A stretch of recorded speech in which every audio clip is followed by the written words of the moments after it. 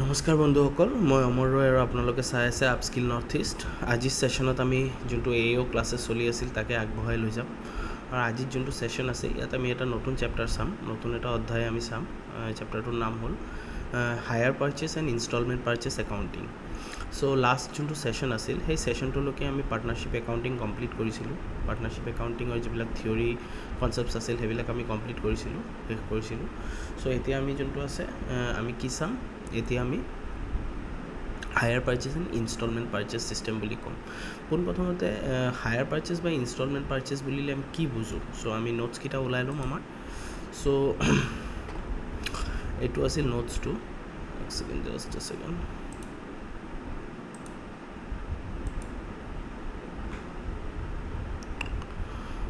এইটো আছিল নোটছটো। তো হায়াৰ পাৰ্চেছ বা ইনষ্টলমেণ্ট পাৰ্চেছ বুলিলে আমি কি বুজোঁ মেইনলি। ছাপ'জ মই এটা দোকানত গৈছোঁ, দোকানত গৈ পেলাই মই কি কিনিলোঁ, টিভি এটা কিনিলোঁ। চ' টিভিটো মই কি কৰিলোঁ, EMIত কিনিলোঁ। যে মই একেবাৰে পইচাটো নিদিওঁ, মই কেতিয়া দিম, মাহে মাহে চাৰ্টেন এমাউণ্টছ এটা মই দি গৈ থাকিম। মাহে মাহে মান্থলি ছিষ্টেমত এটা এমাউণ্ট মই দি গৈ থাকিম। সেই ছিষ্টেমটোকে কয় হায়াৰ পাৰ্চেছ বা ইনষ্টলমেণ্ট পাৰ্চেছ ছিষ্টেম বুলি। ঠিক আছে, এতিয়া কথাটো হ'ল যে হায়াৰ পাৰ্চেছ আৰু ইনষ্টলমেণ্ট পাৰ্চেছ আমাৰ যোনটো ছিষ্টেম আছে সেইটো এটা মেথড অফ বিজনেছ, মানে এইটো এটা ছিষ্টেম অফ বিজনেছ। এই বিজনেছটো কোনে কৰে, যোনে ইনষ্টলমেণ্টত বস্তু বেচে,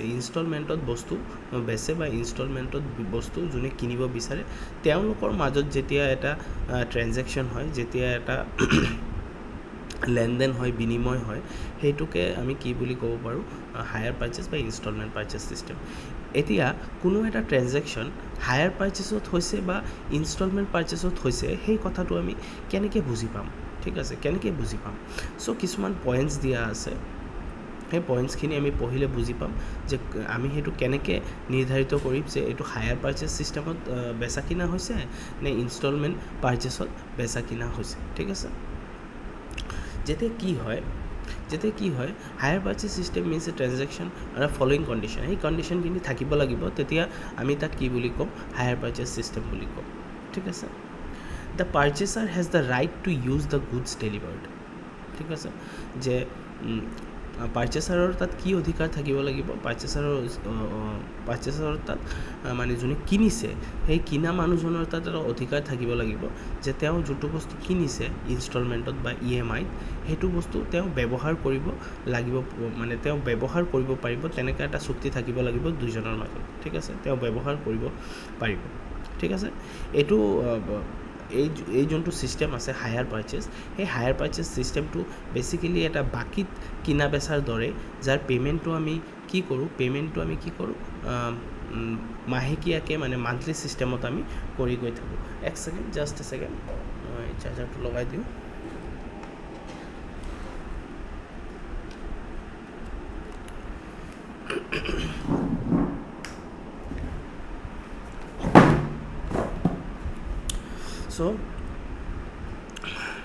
চ'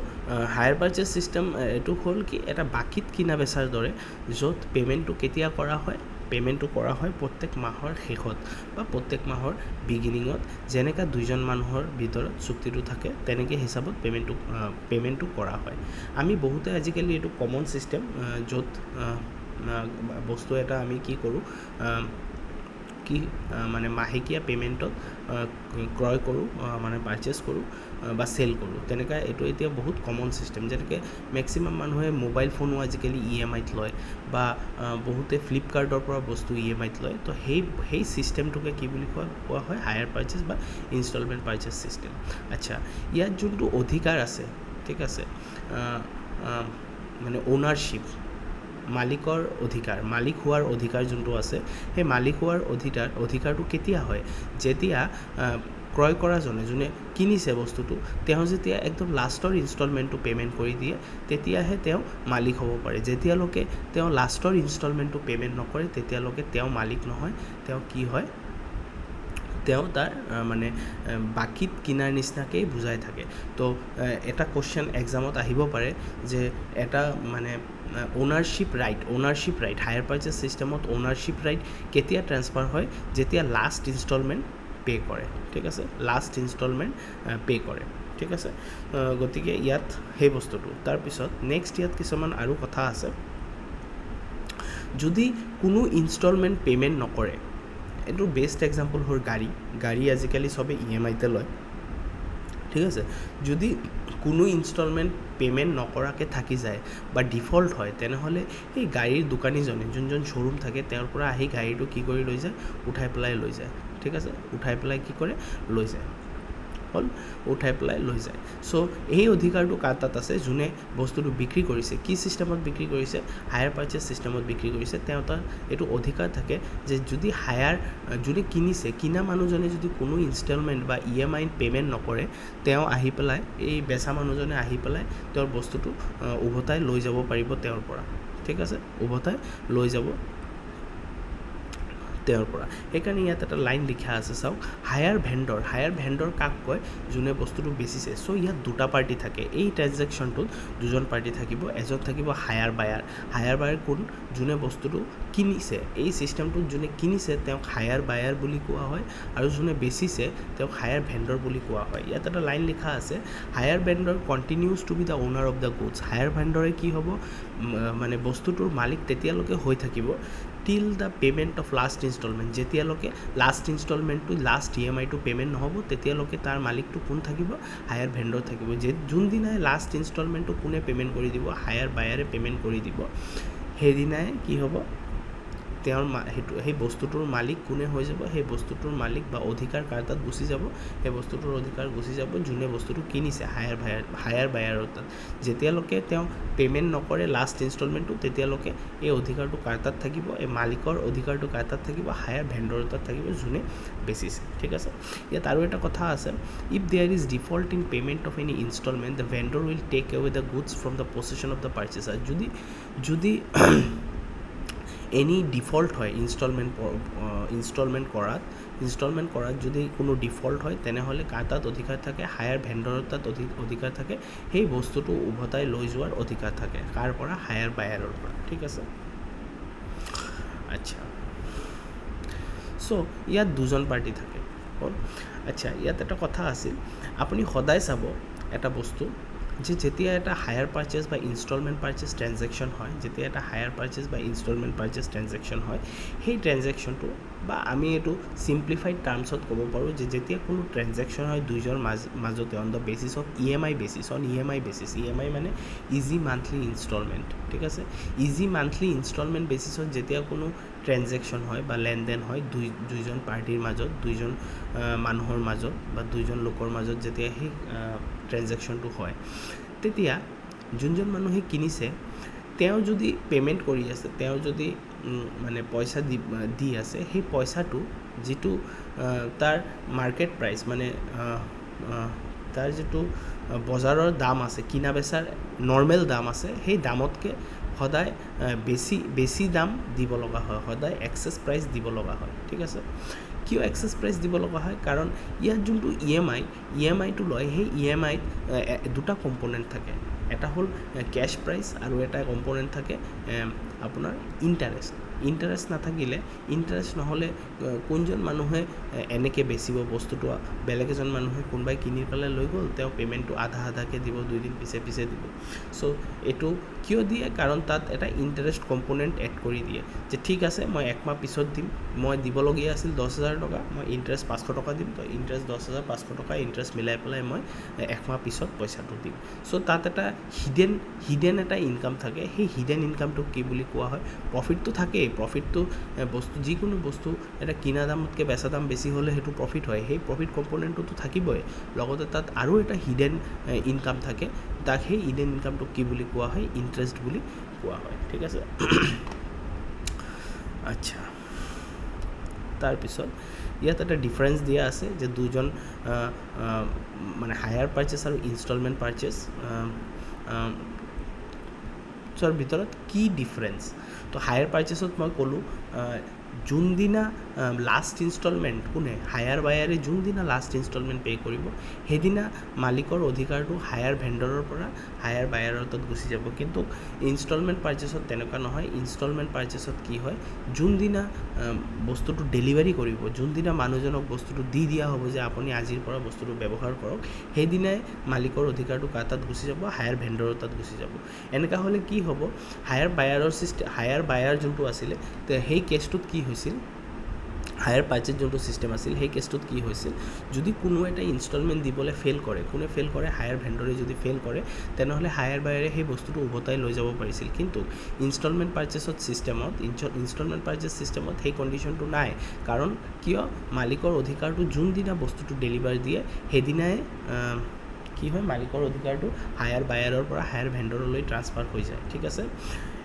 সেইকাৰণে যদি কোনো ইনষ্টলমেণ্ট দিবও নোৱাৰে উভতাই লৈ যাব নোৱাৰে চ' যিখিনি কেছত উভতাই লৈ যায় বা উঠাই লৈ যায় সেইটোক হায়াৰ পাৰ্চেছ ছিষ্টেম বুলি কয় আৰু যোনটো কেছত উঠাই পেলাই নিব নোৱাৰে সেইটোক কি বুলি কয় ইনষ্টলমেণ্ট পাৰ্চেছ ছিষ্টেম বুলি ইনষ্টলমেণ্ট পে'মেণ্ট ছিষ্টেম বুলি কয় আচ্ছা এতিয়া কথাটো হ'ল যে তেনেহ'লে পইচাটো কেনেকৈ আদায় হ'ব পইচাটোৰ কাৰণে লিগেল চুইট ফাইল কৰিব পাৰিব ইনষ্টলমেণ্ট ছিষ্টেমত ঠিক আছে লিগেল কেছ ফাইল কৰিব পাৰিব ঠিক আছে ঠিক আছে আৰু এটা কথা হায়াৰ পাৰ্চেছ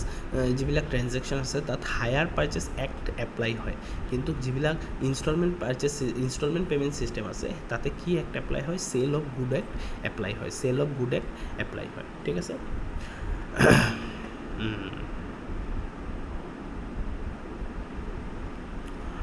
ঠিক আছে তাৰপিছত কেলকুলেশ্যন অফ ইণ্টাৰেষ্ট আচ্ছা তে ইণ্টাৰেষ্ট মই আগতে কৈছোঁ যিকোনো হায়াৰ পাৰ্চেছ বা ইনষ্টলমেণ্ট পাৰ্চেছ ছিষ্টেমত হায়াৰ পাৰ্চেছ বা ইনষ্টলমেণ্ট পাৰ্চেছ ছিষ্টেমত ইণ্টাৰেষ্ট দুটা প্ৰফিট কম্পনেণ্ট থাকে এটা হ'ল আপোনাৰ যিটো normal profit excess of selling price over cost price সেইটো এটা প্ৰফিট ঠিক আছে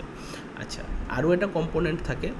কি সেইটোক তাক কি বুলি কোৱা হয় ইণ্টাৰেষ্ট বুলি কোৱা হয় এইটো কিয় থাকে ডিউ টু লেট পে'মেণ্ট যিহেতু হায়াৰ বায়াৰে লেট পে'মেণ্ট কৰি আছে কাক হায়াৰ ভেণ্ডৰক সেইকাৰণে তাত আৰু এটা কি কম্পনেণ্ট থাকে প্ৰফিট কম্পনেণ্ট থাকে সেই প্ৰফিট কম্পনেণ্টটোক কি বুলি কোৱা হয় ইণ্টাৰেষ্ট বুলি কোৱা হয় ঠিক আছে আচ্ছা কোনটো কম্পনেণ্টত ইণ্টাৰেষ্ট নাথাকে পে'মেণ্টৰ কোনটো কম্পনেণ্টত ইণ্টাৰেষ্ট নাথাকে ডাউন পে'মেণ্ট বুলি এটা বস্তু হয় ডাউন পে'মেণ্ট মানে কিছুমান কেছত মানে এনেকুৱাও হ'ব পাৰে যে বিগিনিঙত এটা পইচা দিবলগীয়া হ'ব পাৰে কাৰ হায়াৰ বায়াৰৰ বিগিনিঙত মানে যেতিয়া কিনিব গৈছে যেতিয়া শ্বপত গৈ সোমাইছে তেতিয়া এটা পইচা ইমিডিয়েটলি দিবলগীয়া হ'ব পাৰে সেই পইচাটোক কি বুলি কোৱা হয় সেই পে'মেণ্টটোক কি বুলি কোৱা হয় ডাউন পে'মেণ্ট বুলি কোৱা হয় সেই ডাউন পে'মেণ্টত কোনো ইণ্টাৰেষ্ট নাথাকে এটা এক্সামত এটা পাষ্ট কুৱেশ্যনো আহিছিল যে কোনটো পে'মেণ্টৰ ভিতৰত ইণ্টাৰেষ্ট কম্পনেণ্ট নাথাকে সেইটো হ'ল ডাউন পে'মেণ্ট হায়াৰ পাৰ্চেছ এগ্ৰিমেণ্টত কোনটো পে'মেণ্টৰ ওপৰত ইণ্টাৰেষ্ট কম্পনেণ্ট চাৰ্জ নহয় এইটো কি বুলি কয় ডাউন পে'মেণ্ট কিয় ইণ্টাৰেষ্ট চাৰ্জ নহয় কাৰণ down payment at the point of sale দিয়া হয় কোনে কাক দিয়ে হায়াৰ বায়াৰে হায়াৰ ভেণ্ডৰক দিয়ে লগে দিয়ে ছাপ'জ মই এটা গাড়ী কিনিব গ'লোঁ ঠিক আছে গাড়ী কিনিব গ'লে গাড়ীটোৰ দাম 5 লাখ টকা মই ক'লোঁ যে মোক আপুনি দিয়ক কি কয় মই 2 লাখ টকা এতিয়া দি আছোঁ আৰু 3 লাখ টকা মই মান্থলি বেচিছত দিম ঠিক আছে তেনেহ'লে গাড়ীৰ যিবিলাক অ'নাৰ আছে তেওঁলোকে আমাক এটা ফাইনেন্স কৰাই দিয়ে সেই ফাইনেন্সটোৰ যিটো EMI হয় সেই EMIটো ছেইম এইটো ক্লাছতে পৰে ঠিক আছে চ' যোনটো মই 2 লাখ টকা দিছোঁ 2 লাখ টকা আগতে যোনটো বিগিনিঙত দিছোঁ মোৰ পৰা কেছ দিছোঁ তাতে কোনো ইণ্টাৰেষ্ট কম্পনেণ্ট নাথাকে কিন্তু যোনটো টকা মই ফাইনেন্সিঙত কৰিছোঁ বা মাহে দিম বুলি কৈছোঁ তাতে এটা ইণ্টাৰেষ্ট কম্পনেণ্ট সোমাই থাকে ঠিক আছে চ' ডাউন পে'মেণ্টত কোনো ইণ্টাৰেষ্ট নাথাকে ঠিক আছে কোনো ইণ্টাৰেষ্ট নাথাকে নেক্সট হ'ল যে এটা থাকে কেছ প্ৰাইচটো কাক কোৱা হয় কেছ প্ৰাইচটো আপোনাৰ যোনটো নৰ্মেল মাৰ্কেট প্ৰাইচ আছে তাক কেছ প্ৰাইচ বুলি কোৱা হয় so' cash price plus interest ঠিক আছে cash price plus interest plus down payment মিলিলে কি হ'ব হায়াৰ পাৰ্চেছ প্ৰাইচ বুলি কোৱা হয় ঠিক আছে cash price plus interest plus down payment এই তিনিটা মিলি পেলাই কি বুলি কোৱা হয় হায়াৰ পাৰ্চেছ প্ৰাইচ বুলি কোৱা হয় হায়াৰ পাৰচেজ প্ৰাইচ বুলি কোৱা হয় ঠিক আছে নেক্সট হ'ল ইয়াত কিছুমান ক্যাশ প্ৰাইচ কেনেকৈ ডিটাৰমাইন কৰে এতিয়া ক্যাশ প্ৰাইচ ডিটাৰমাইন কৰাৰ কেইবাটাও মেথড থাকে এটা হ'ল এনুইটি মেথড এটা হ'ল এৰিথমেটিক মেথড আৰু এটা হ'ল আপোনাৰ এই দুটা মেথড থাকে এটা হ'ল আপোনাৰ এনুইটি মেথড আৰু এটা এৰিথমেটিক মেথড দুটাই আমি চাম কিন্তু যেতিয়া প্ৰেক্টিকেল ক্লাছেছ হ'ব তাত আমি চাম যে ইয়াৰ পৰা কেনেকৈ ক্যাশ প্ৰাইচ ডিটাৰমাইন কৰা হয় ঠিক আছে এৰিথমেটিক মেথডত কি হয় আচ্ছা ইয়াত লিখা আছে finally cash price is equal to hire purchase price minus total interest including various instalment ঠিক আছে টোটেল ইণ্টাৰেষ্ট তো তেনেহ'লে হায়াৰ পাৰচেজ প্ৰাইচ কি হ'ব cash price plus total interest cash price plus total interest বুলি কি হ'ব হায়াৰ পাৰচেজ প্ৰাইচ হ'ব ঠিক আছে আচ্ছা এটা কথা এটা যদি সাম দিয়ে সাপোজ সামটো এনেকা টাইপৰ এজন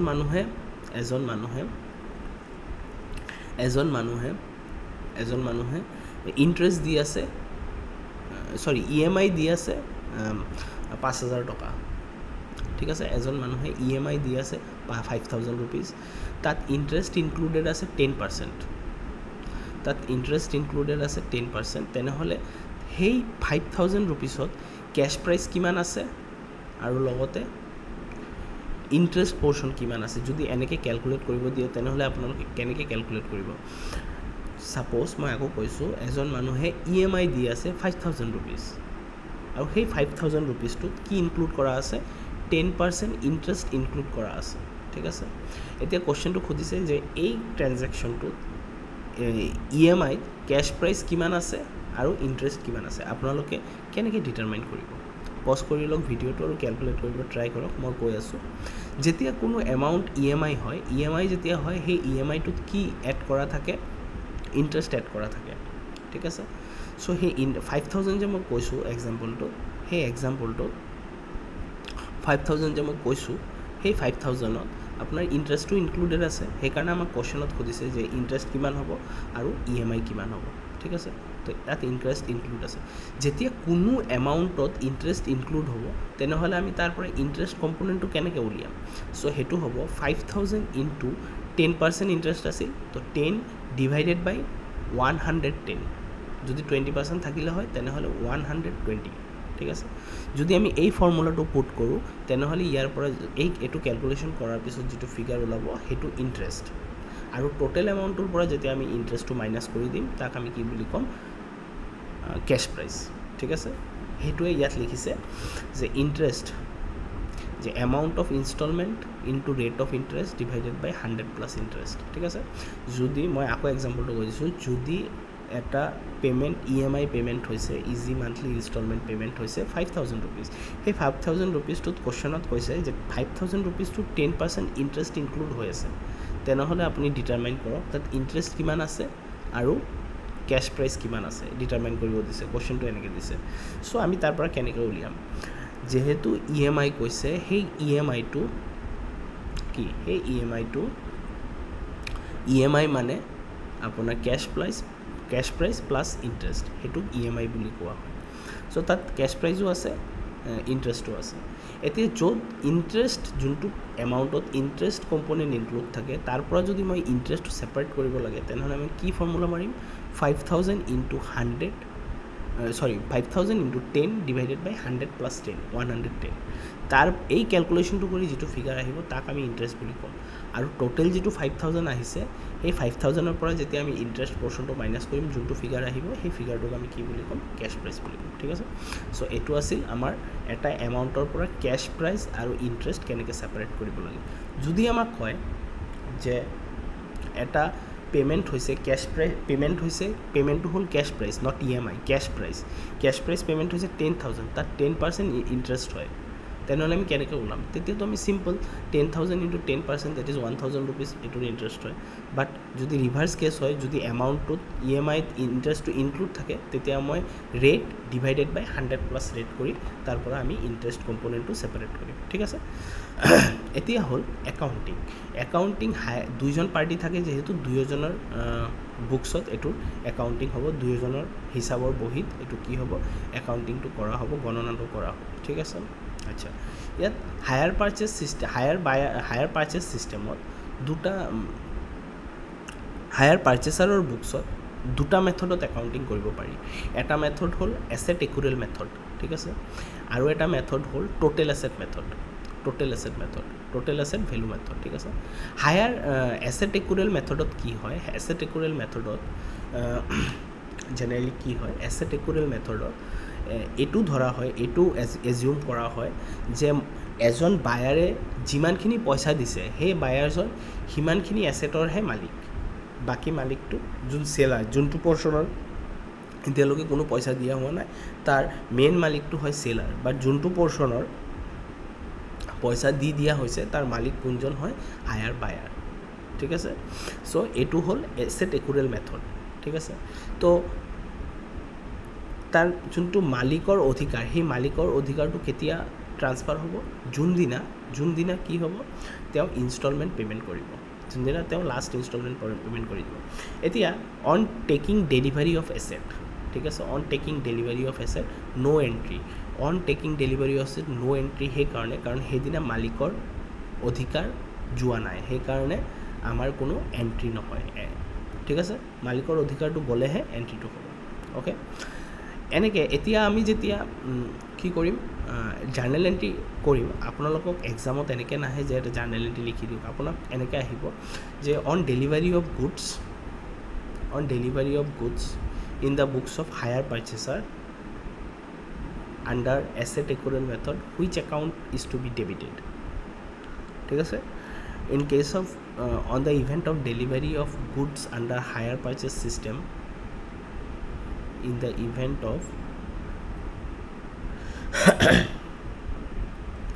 event of delivery of goods in the books of hire purchaser under hire purchase system, which account is to be debited, asset account is to be debited।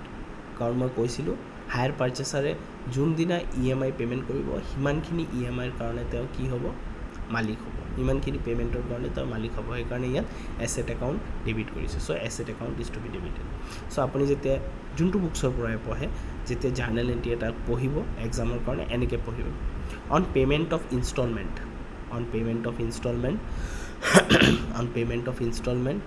Under asset accrual method, on payment of installment under asset accrual method in the books of hire purchaser, which account is to be debited, hire vendor account is to be debited, hire vendor account is to be debited to the amount of installment। so এনেকৈ আপুনি journal এণ্ট্ৰিবিলাক পঢ়িব লাগিব, ঠিক আছে। Interest আৰু ডেপ্ৰিচিয়েশ্যন ক'ত transfer হৈ যায়, PL একাউণ্টত ট্ৰান্সফাৰ হৈ যায়। নেক্সট হ'ল total asset method. Total asset মেথডত কি হয়, টোটেল এছেট মেথডত এইটো এজিউম কৰা হয়, যে যোনদিনাই গুডছটো ডেলিভাৰ হৈছে ফৰ ইউজ, সেইদিনাৰ পৰাই কোন মালিক, বায়াৰ মালিক, ইনষ্টলমেণ্ট দিছে নে নিদিছে সেইটো কনচিডাৰ কৰা নহয়। সেইকাৰণে ডেলিভাৰীত চাওক আপুনি টোটেল এছেট মেথডত এটা এণ্ট্ৰি আছে, asset account debit to hire vendor, but asset accrual মেথডত কোনো এণ্ট্ৰি নাছিল, ঠিক আছে। বাকী বস্তুবিলাক ছেম থাকিব যে PL ইণ্টাৰেষ্ট আৰু ডেপ্ৰিচিয়েশ্যন ক'ত, ইণ্টাৰেষ্ট হ'ল ইনকাম ক'ত ট্ৰান্সফাৰ হ'ব, ঠিক আছে, PL একাউণ্টত ট্ৰান্সফাৰ হ'ব, তেনেকৈ হ'ল। ইণ্টাৰেষ্ট, এতিয়া ইণ্টাৰেষ্টটো মই এটা কথা বুজাই দিওঁ, ইণ্টাৰেষ্ট যোনটো আছে সেইটো হায়াৰ বায়াৰৰ কাৰণে লছ, হায়াৰ বায়াৰৰ কাৰণে কি লছ, কিন্তু হায়াৰ ভেণ্ডৰৰ কাৰণে সেইটো কি ইনকাম, চেলাৰৰ কাৰণে ইনকাম, কাৰণ EMIটো কোনে কাক দিব, বায়াৰে চেলাৰক দিব, আৰু EMIৰ ভিতৰত কি থাকে, ইণ্টাৰেষ্ট থাকে। চ' EMIটো ইণ্টাৰেষ্ট কম্পনেণ্টটো ভেণ্ডৰৰ কাৰণে, যোনে বেচিছে তেওঁৰ কাৰণে ইনকাম, কিন্তু যোনে কিনিছে তেওঁৰ কাৰণে কি লছ, এক্সপেঞ্চেছ, ঠিক আছে। চ' ইয়াত হায়াৰ ভেণ্ডৰৰ বুকছ আছে। হায়াৰ ভেণ্ডৰৰ বুকছত এটাই মেথডে একাউণ্টিং কৰা হয়, সেই মেথডটো হ'ল টোটেল এছেট মেথড। যোনটো আমি এছেট একুৰেল মেথড পঢ়িছিলোঁ, সেই এছেট একুৰেল মেথডটো ইয়াত ইউজ নহয়, এটাই মেথড ইউজ হয়, ঠিক আছে।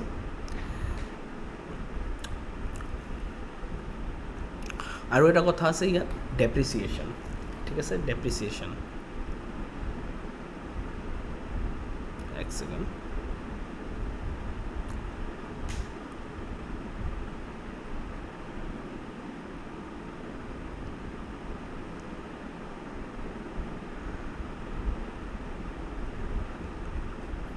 ডেপ্ৰিচিয়েশ্যন এছেট একুৰেল মেথডত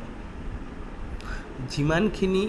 ডেপ্ৰিচিয়েশ্যন কাৰ ওপৰত লাগিব যিমানখিনি এছেট ট্ৰান্সফাৰ হৈ গ'ল তাৰ ওপৰত কোনে ডেপ্ৰিচিয়েশ্যন লগাব হায়াৰ বায়াৰে ডেপ্ৰিচিয়েশ্যন লগাব কিন্তু টোটেল এছেট মেথডত হায়াৰ বায়াৰে হোল এমাউণ্টৰ ওপৰত ডেপ্ৰিচিয়েশ্যন লগাব বিকজ তাত কোনো ইনষ্টলমেণ্টৰ লগত সেইটো লিংকেজ নাই ঠিক আছে ইনষ্টলমেণ্ট দিয়ক না নিদিয়ক যোনদিনা গুডছটো ডেলিভাৰ হৈ আছে সেইদিনাই কি হয় এছেটটো ট্ৰান্সফাৰ হৈ যায় চ' ইমানখিনি আছিল ভিডিঅ'টো নেক্সট ক্লাছেছ আমি চাম আৰু কেইটামান চেপ্টাৰ বাকী আছে সেইকেইটা আমি চাই পেলাই আমি ছেশ্যনটো কমপ্লিট কৰি তাৰপিছত আমি কুৱেশ্যন এনচাৰলৈকে আগবাঢ়ি যাম চ' ইমানখিনি আছিল ভিডিঅ'টো চাই থাকিব দেখা হ'ব আকৌ নেক্সট ভিডিঅ' থেংক ইউ